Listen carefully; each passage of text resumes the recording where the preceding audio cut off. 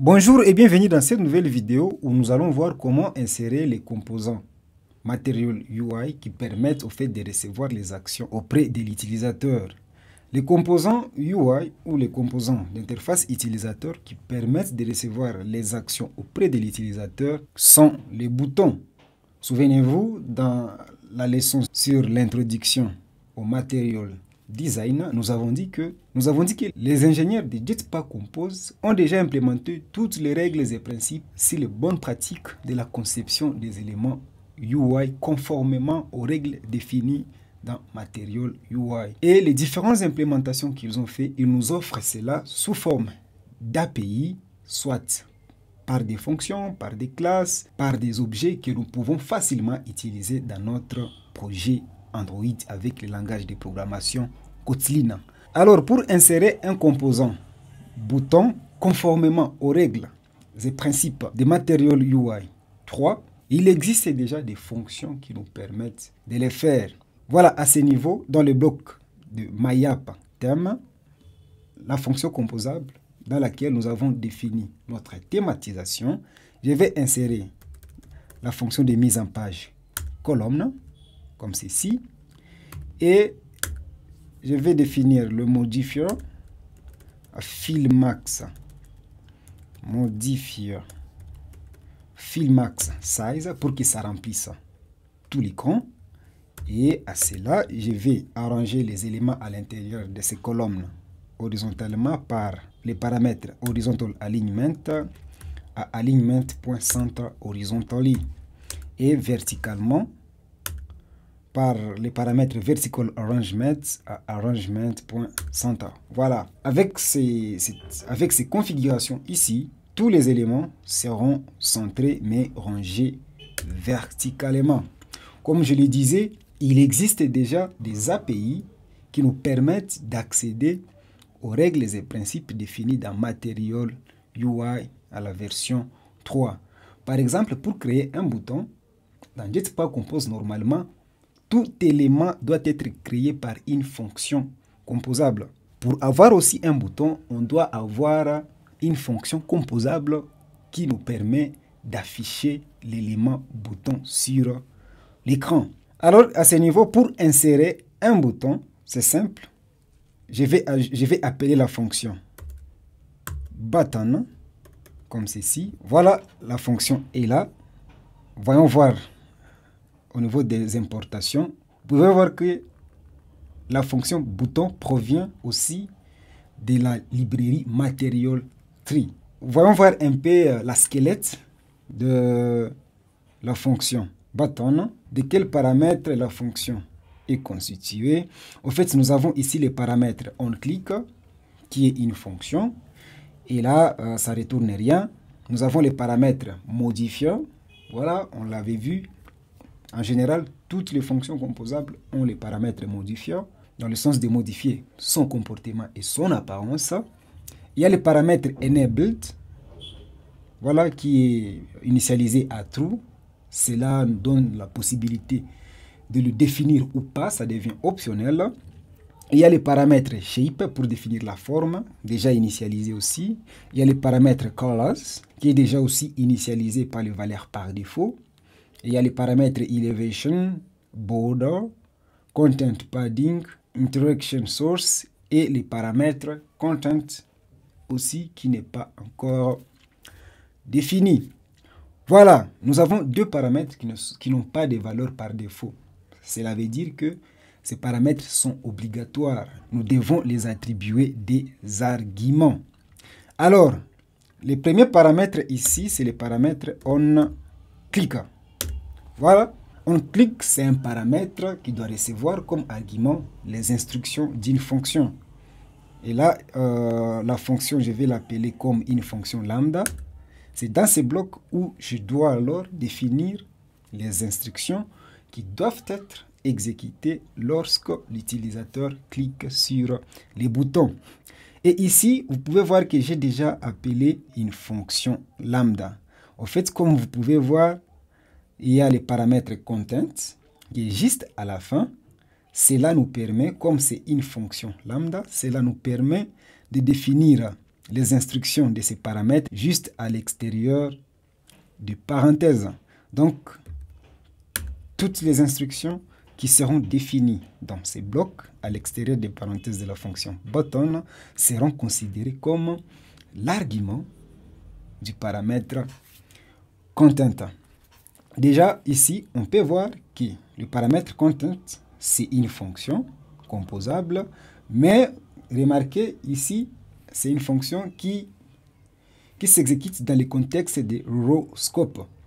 Ceci veut dire tout simplement que les éléments à l'intérieur, c'est déjà une fonction composable. Les éléments UI qui seront définis par des fonctions composables à l'intérieur comme instruction de la fonction content seront rangés de façon horizontale. C'est-à-dire, on n'a pas besoin ici de définir la fonction row pour que les éléments soient rangés de façon horizontale. Déjà ici, je vais essayer d'ajouter un seul élément, par exemple un texte, pour décrire notre bouton. Par exemple, ici, je vais ajouter les textes bouton comme ceci. Pour le moment, il n'y a aucune instruction qu'on va définir ici. Je vais juste mettre un commentaire instruction à exécuter. Voilà, c'est bon. Je vais essayer un peu d'exécuter. Voilà, ça marche. Vous pouvez voir que nous avons notre bouton et au paramètre content de la fonction button, j'ai appelé cette fonction, la fonction texte qu'on a déjà utilisée, qui permet d'afficher un texte, et le texte en soi c'est button. Souvenez-vous, comme je le disais tantôt, la fonction content, un paramètre de la fonction button, c'est vrai, c'est une fonction composable, mais qui s'exécute dans le contexte du row scope. C'est-à-dire que les éléments ici du content seront rangés horizontalement. Ici, par exemple, si j'ajoute une icône, pour ajouter une icône avec Jetpack Compose, on utilise la fonction composable icon like this. Et là, au premier paramètre, ça sera une image vector. Pour définir l'image vector, c'est à partir de l'objet icons. Je vais prendre le default et là je sélectionne l'icône, disons par exemple c'est l'icône create. Et le deuxième paramètre obligatoire ici c'est content description, ça c'est très important. Content description, par exemple je mets icône créée. Voilà. Déjà vous pouvez voir que l'icône et les textes sont organisés de façon horizontale. Pourquoi? Pour la même raison que j'ai évoquée encore une fois tantôt. Ici, la fonction content exécute dans le contexte du row scope. Voilà au fait comment ajouter un composant ou un élément bouton dans votre application. Maintenant ici, il existe plusieurs variantes de boutons. Déjà ici, on a plusieurs paramètres avec des valeurs par défaut. Il est conseillé de garder les différents paramètres qui ont des valeurs par défaut, de les garder telles quelles, parce que ces valeurs par défaut sont conformes aux règles et principes des Material You. Maintenant, les différentes variantes du bouton vous proposent d'autres formats du bouton que vous pouvez utiliser. Parmi les autres variantes du composant bouton, il y a par exemple la fonction elevated button. Voilà. En fait, ça c'est une autre variante du bouton. Il y a une autre variante, par exemple, outlined button.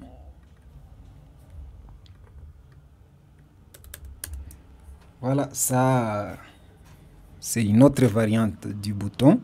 En tout cas, les paramètres restent les mêmes, presque les mêmes. Comme je l'ai dit tantôt, c'est mieux de laisser les paramètres avec les valeurs par défaut telles quelles Question de ne pas faire quelque chose qui n'est pas correct avec les règles et principes de Material Design 3. Après the outlined button, il y a field tunnel button aussi.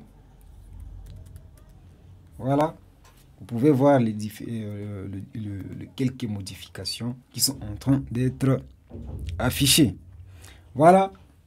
En plus de ça, si vous ne voulez pas tous ces cadres sur les boutons et que vous avez juste besoin, voilà, d'un texte, il y a une autre variante, par exemple texte button,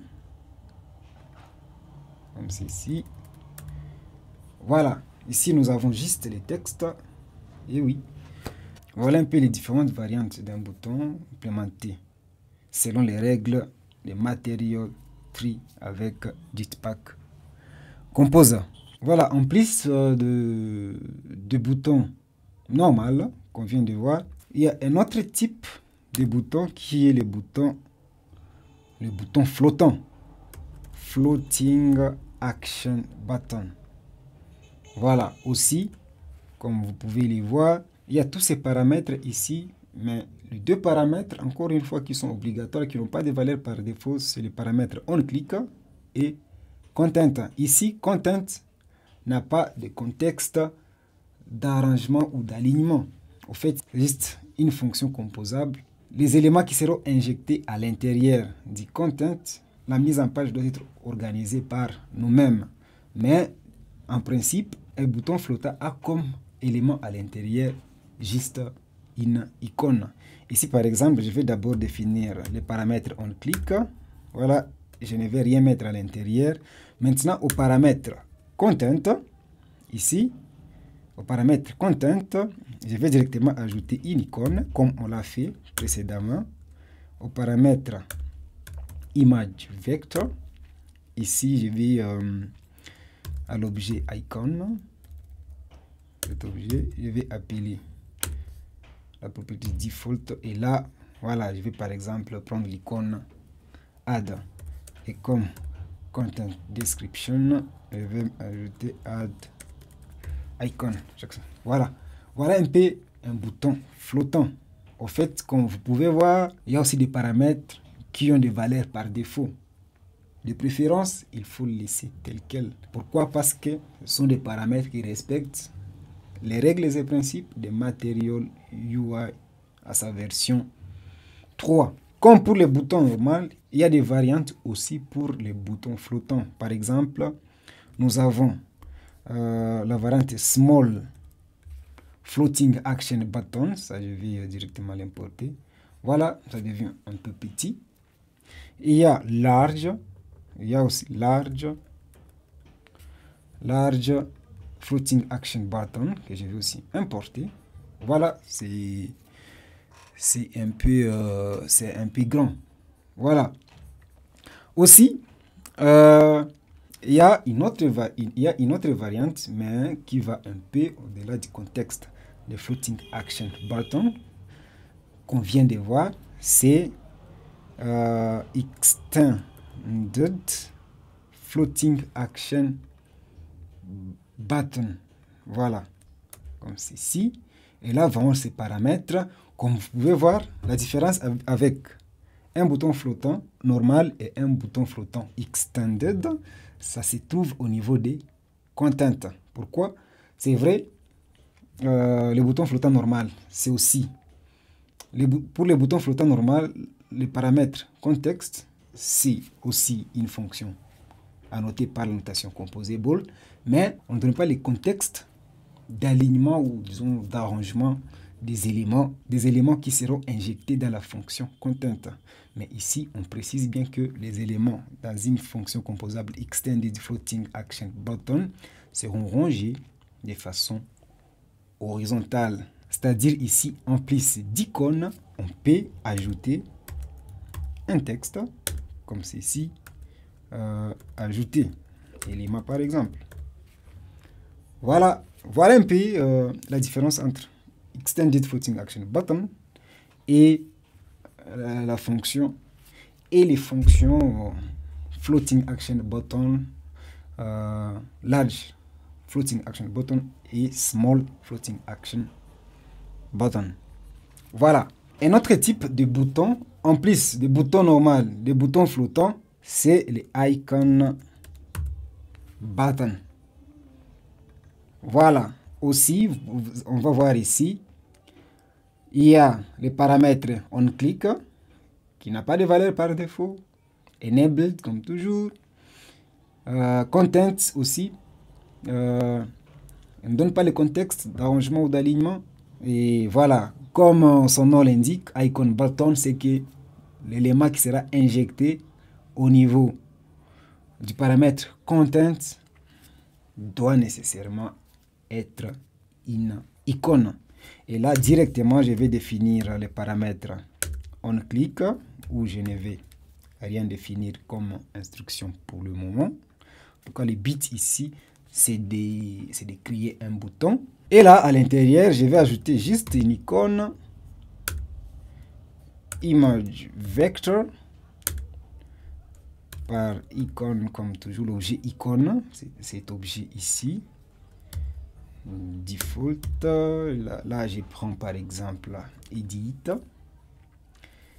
Content description, comme je l'ai dit, c'est très important parce que pour les raisons d'accessibilité, ça permet au système, lorsqu'on active la lecture de l'écran, le système pourra lire les contenus qui sera écrit dans content description pour permettre par exemple aux personnes qui ne voient pas bien de comprendre le rôle peut-être du composant. Ici par exemple je vais mettre bouton pour modifier. Voilà, c'est juste dans cet objectif-là. Il n'y a rien qui s'affiche, mais c'est juste une description qui permet aux fonctionnalités d'accessibilité de bien fonctionner. Et là, comme vous pouvez voir, nous avons un bouton, icon button. Voilà. Icon button a aussi des variantes. Par exemple, ici, on peut avoir field, c'est-à-dire rempli. Field icon button, je vais l'importer. Voilà. Au moins, c'est rempli par la couleur primary. Comme vous pouvez voir ici, colors. Ça propose au fait déjà des couleurs par défaut. C'est mieux de ne pas y toucher, garder les configurations telles quelles parce que déjà toutes les configurations pour respecter les règles et principes des Material You sont prises en compte. En plus de field icon button, il y a field tonal icon button. Voilà, ça c'est tonal. Et voilà, en plus de ça aussi, il y a outlined icon button. Voilà un peu la différence qu'on pouvait voir sur l'écran. Et c'est par ceci que je mets un terme à cette leçon où nous avons vu comment ajouter des composants d'action qui sont conformes aux règles et principes des Material UI que nous avons implémentés avec Jetpack Compose grâce aux fonctions composables qui ont été développées déjà par les ingénieurs qui maintiennent Jetpack Compose. Ces fonctions nous sont offertes et tout ce qu'on a à faire, c'est de les appeler et les utiliser dans notre application. En tout cas, c'est très bon.